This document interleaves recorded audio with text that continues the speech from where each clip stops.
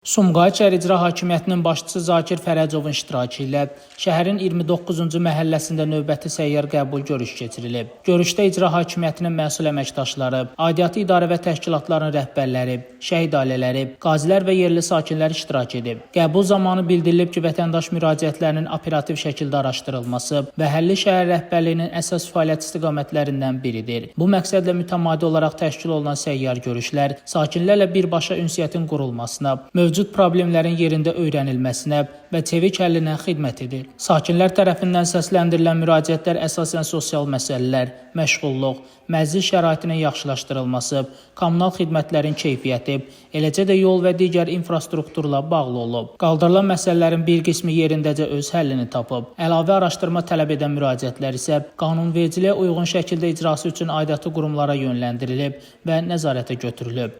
Şəmistan Fikrətli Elbrus İsmailov, Bugün informasiya proqramı üçün.